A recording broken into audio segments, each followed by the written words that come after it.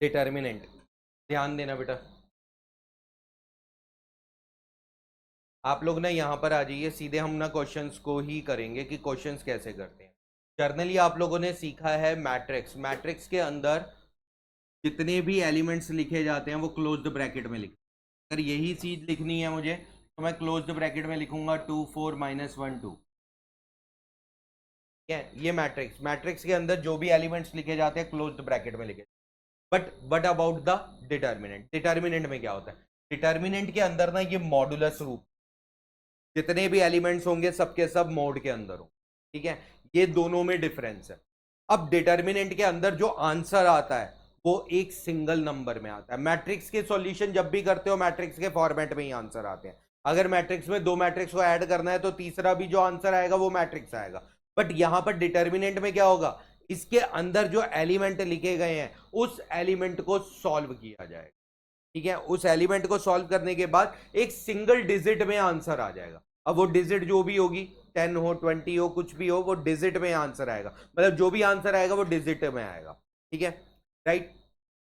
अब इसको सॉल्व कैसे करते हैं डिटर्मिनेंट को, वो देखिए। यहां पर हमारे पास जितनी भी, मतलब यहां पर ना डिटर्मिनेंट में जितनी भी मैट्रिक्स होती है ये सब स्क्वायर मैट्रिक्स। कोई भी स्क्वायर मैट्रिक्स के अलावा होगा तो डिटर्मिनेंट सॉल्व नहीं किया।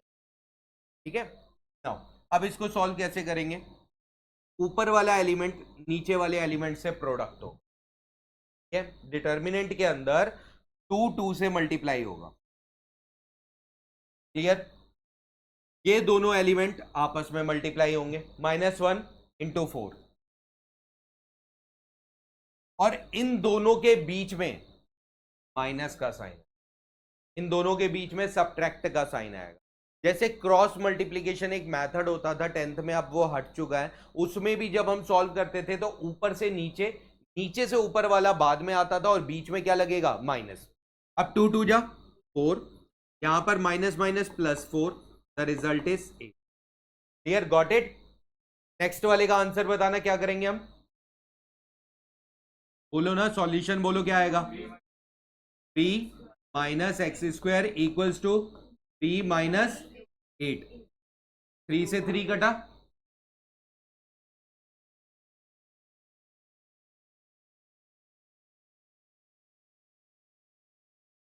ओके। नेक्स्ट क्वेश्चन पढ़िए, थर्ड क्वेश्चन रीड करिए। Read your third question.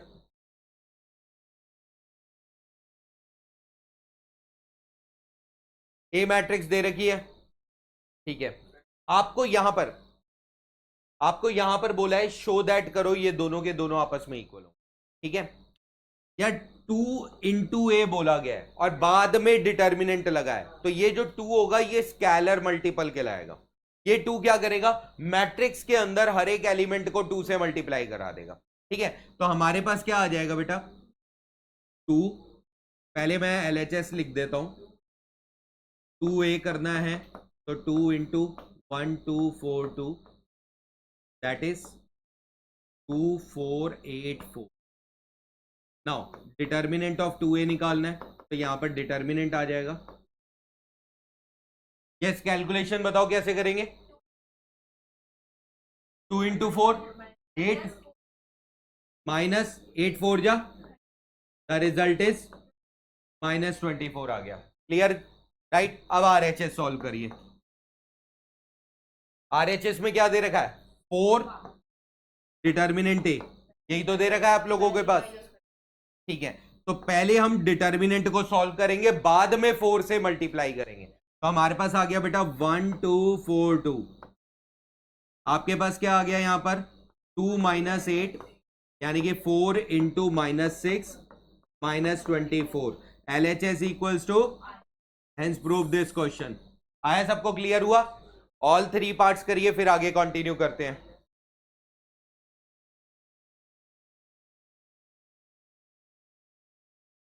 Question number 4 पढ़िए। 3/3 के ऑर्डर को किस तरीके से सॉल्व कर, क्या 3/3 के ऑर्डर को आप लोगों ने किस तरीके से सॉल्व कर। ओके, हम ना इसको एक्सपैंड करेंगे बाय रो 1। अब सारे ध्यान देंगे पहले, ठीक है, उतारने का टाइम बाद में मिलेगा आप लोगों को। ये आप लोगों को पता है यार, 1 2 4 ये रो 1 होती है, नीचे वाली बीच वाली क्या होगी, रो 2, और तीसरी वाली ऊपर से नीचे पढ़ूंगा कॉलम 1 कॉलम 2 कॉलम 3। एक चीज समझ के चलिएगा, आप लोग डिटर्मिनेंट को 3/3 के कहीं से भी एक्सपैंड करो, आंसर सेम। चाहे रो 1 से करूं, चाहे रो 2 से करूं, चाहे रो 3 से करूं, कॉलम 1 कॉलम 2 कॉलम 3 कहीं से भी एक्सपैंड करूंगा, आंसर मेरा हमेशा सेम आएगा। तो अब हम लोगों को करना क्या है, मैंने एक्सपैंड बाय रो 1 बोला, रो 1 का पहला एलिमेंट क्या है मेरे पास, 1, ठीक है, मैंने 1 को लिखा है एज इट इज। अब आप लोगों ने ना 1 से रिलेटेड रो और कॉलम दोनों छोड़ दिए, 4 एलिमेंट दिख रहे होंगे आपको, ठीक है, वो 4 एलिमेंट डिटर्मिनेंट में लिख दीजिए। क्लियर हुआ, ये काम खत्म इसका। ओके, रो 1 का ही दूसरा एलिमेंट क्या दे रखा है, ये दूसरा एलिमेंट 2 दे रखा है, इसके साथ ना नेगेटिव का साइन लगा दीजिएगा, सेकेंड एलिमेंट के साथ नेगेटिव का साइन असाइन कर दीजिए, ठीक है। तो हमारे पास सेकेंड एलिमेंट के साथ लगा दिया हमने, इससे रिलेटेड रो गई, इससे रिलेटेड कॉलम गया, 4 एलिमेंट बच गए, चारों एलिमेंट को लिख दीजिए।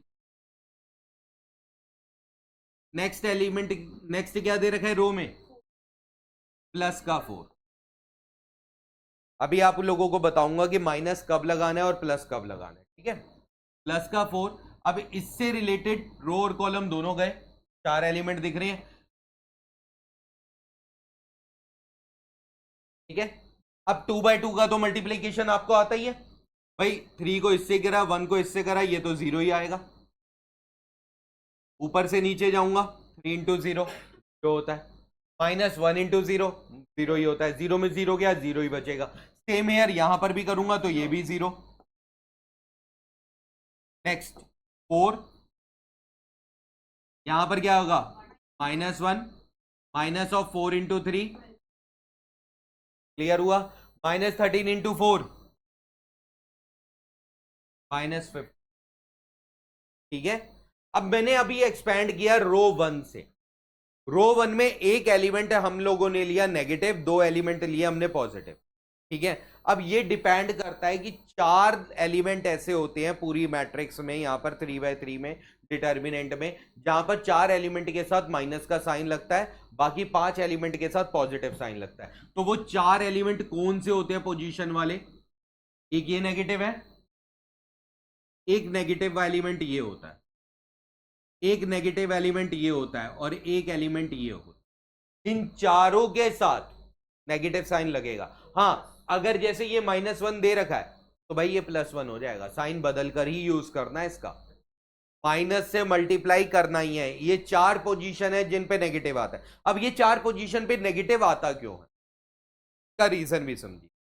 आप लोग पोजीशन मैट्रिक्स सीखे थे सबने मैट्रिक्स वाले चैप्टर में, पोजीशन ऑफ द मैट्रिक्स की होती थी A11 A12 A13 21 22 23, इस तरीके से होता था।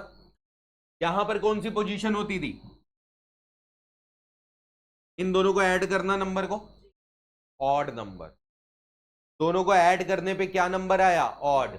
ये वाली पोजीशन क्या होती है, 2 1, दोनों को ऑड, ये वाली पोजीशन ऑड। नीचे जब जब नंबर को, पोजीशन ऑफ द एलिमेंट, ये 4 पोजीशन ऐसी होती है कि दोनों नंबर को ऐड करने पे ऑड नंबर आता है, तो ये इन चारों के साथ माइनस लगेगा, ठीक है। अब यहां पर देखिएगा बेटा, मैं इसी क्वेश्चन को एक्सपैंड करता हूं रो 2 से, एक्सपैंड बाय रो 2, इसी क्वेश्चन को एक्सपैंड किससे कर रहे हैं हम लोग, रो 2 से। नाउ रो 2 से एक्सपैंड करने के लिए पहला एलिमेंट क्या दे रखा है मुझे, -1। अब इस पोजीशन पर नेगेटिव साइन होता है तो ये माइनस ऑफ -1, ठीक है। अब -1 से रिलेटेड रो और कॉलम दोनों छोड़ दीजिए, ठीक है। 4 एलिमेंट मिल गए, 4 एलिमेंट जिस जिस पोजीशन पर है वैसे ही पोजीशन पर 2/2 की मैट्रिक्स बना दीजिए, ठीक है। उसके बाद नेक्स्ट एलिमेंट क्या दे रखा है रो 2 का, प्लस का आएगा माइनस का, +3, 3 से रिलेटेड रो और कॉलम दोनों छोड़ दीजिए, तो आपके पास बचा 1440। उसके बाद नेक्स्ट एलिमेंट यार ये तो 0 मल्टीप्लाई कुछ भी आएगा 0 ही होगा, क्यों लिखूं, नहीं लिखते हम। समझ आ गई बात, क्लियर हुआ। अब इसको सॉल्व करिए, इसको सॉल्व करिए। ये 1 हो गया, 2 इंटू 0, 2 इंटू 0 माइनस 1 इंटू 4, 4 हो गया, प्लस 3, ये आ गया 0 माइनस 16, तो ये आ गया -4 और ये आ गया -48 -52। आया सेम आंसर, क्लियर हुआ। बस 4 पोजीशन जो मैंने आप लोगों को बताई है ना डायमंड वाली, ये 4 पोजीशन ध्यान रखना। 4 पोजीशन पर नेगेटिव साइन लगेगा, बाकी कहीं पर भी नेगेटिव साइन नहीं लगाना, बाकी सबके साथ पॉजिटिव साइन लगाना है। इन 4 नंबरों में अगर नेगेटिव दे रखा है तो पॉजिटिव करिए, पॉजिटिव दे रखा है तो नेगेटिव करिए बाहर। और इन चारों से रिलेटेड रो और कॉलम छोड़ने के बाद, मतलब आगे किसी भी कॉलम से भी एक्सपैंड कर रहे हो तो छोड़ने के बाद आंसर सेम आना चाहिए। नाउ इसी क्वेश्चन को रो 3 से और कॉलम 3 से दोनों से एक्सपैंड करना। इसी सेम क्वेश्चन को रो 3 से एक्सपेंड करो, आंसर क्या आएगा, और कॉलम 3 से करूं तब भी करिए कंप्लीट, दोनों से करिए। यस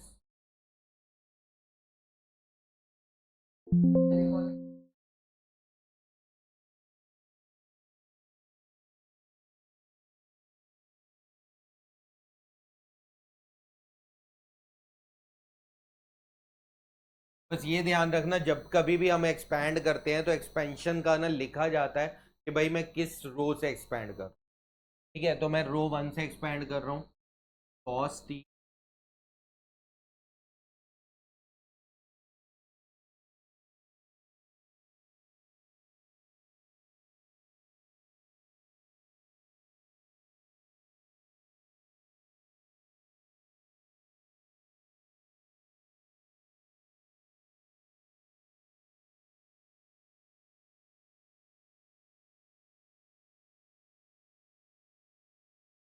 ठीक है।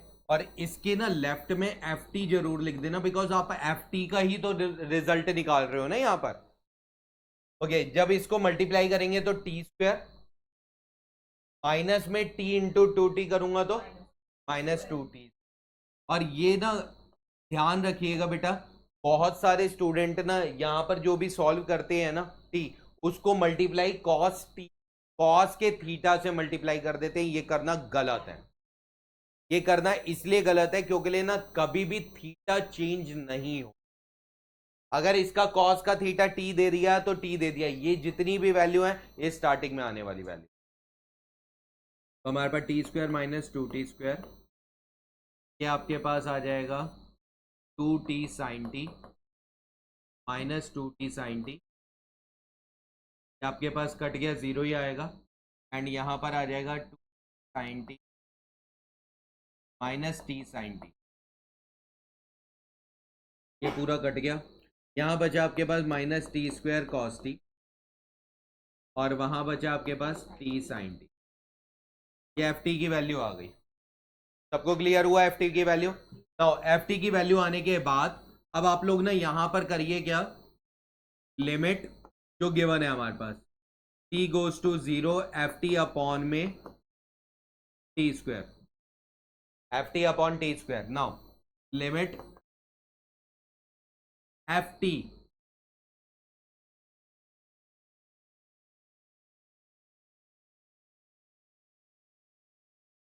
अब यहां पर ना सेपरेट करिए,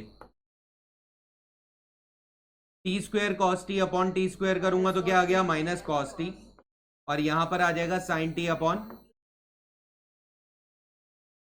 ओके यहां पर ना टी की जगह 0 डाल दीजिए, कॉस 0, कॉस 0 माइनस कॉस 0, और ये क्या हो जाएगा साइन थीटा अपॉन थीटा, क्या होता है लिमिट गोस, लिमिट अगर 0 को टेंड्स कर रही हो और साइन थीटा अपॉन थीटा दे रखा हो तो it is called 1। Cos 0 -1 plus 1, ये कट गया, द आंसर इज 0। करिए कंप्लीट, चलिए आगे देखना। इस पूरे का डिटर्मिनेंट इक्वल्स टू 86, ठीक है। मुझे इसको एक्सपैंड करके ए की वैल्यू निकालनी है, होपफुली हो सकता है क्वाड्रेटिक इक्वेशन बनेगी, मिडल टर्म स्प्लिटिंग करके जो भी आंसर आएगा, ए की 2 वैल्यूज आएंगी, दोनों वैल्यूज का सम कर, तो हमने इसको एक्सपैंड करते हैं बाय रो 1,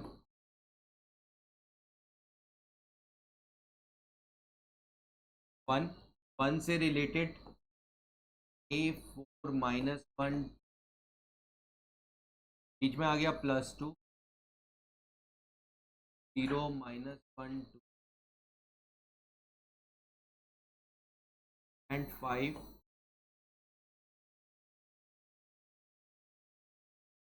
इक्वल्स टू में 86। नाउ यहाँ पर करेंगे बेटा, आपके पास आ गया 2a² + 4, ये गॉट इट, 2a² + 4 + 2, ये आ गया 4a -0, ये आ गया, एंड 5 ये आ गया 20 10 आ गया।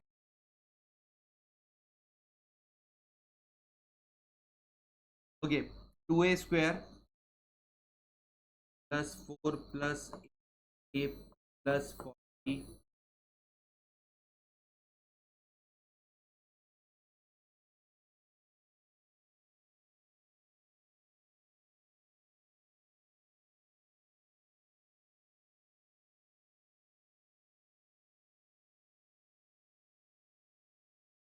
अगर यहाँ पर फैक्टर करोगे तो a +7 या a -3 दो फैक्टर आ जाएंगे। a की वैल्यू जो आएगी वो -7 आएगी या फिर 3 आएगी।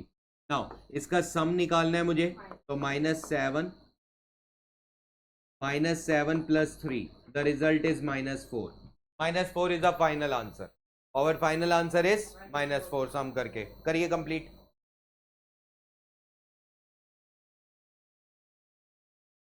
ये वाला क्वेश्चन दे रखा है, यहां पर ना cos 2 थीटा इक्वल्स टू 0 दे। पहले मैं ना इसी को यूज करता हूं, cos 2 थीटा 0 के इक्वल है। cos 2 थीटा 0 के इक्वल मतलब cos π/2 हो गया, तो 2 थीटा आपके पास क्या आ गया, π/2, और 2 से डिवाइड करूंगा तो π/4 का मतलब 45 हो गया ना, π/4 का मतलब हो गया 45। नाउ इसको एक्सपैंड करिए, और इसको जब एक्सपैंड करेंगे तो ऊपर स्क्वायर दे रखा है, पूरे का स्क्वायर लिख दीजिए। जैसे फॉर एग्जांपल पहले मैं एक्सपैंड कर रहा हूं, ठीक है, तो पहला 0 आ गया, दूसरा -cos थीटा, इससे रिलेटेड छोड़े तो 4 एलिमेंट बचे हमारे पास, cos थीटा, sin थीटा, 0 और cos थीटा। फिर लास्ट एलिमेंट sin थीटा, उससे रिलेटेड हमने छोड़ा तो cos theta, sin theta and 0। इस पूरे का ना स्क्वायर लिख दीजिए, ठीक है। एक्सपैंड करो, जो भी आएगा उसमें थीटा की जगह π/4 पुट कर दीजिएगा, और फाइनल आंसर सिंप्लीफाई करके निकालिए।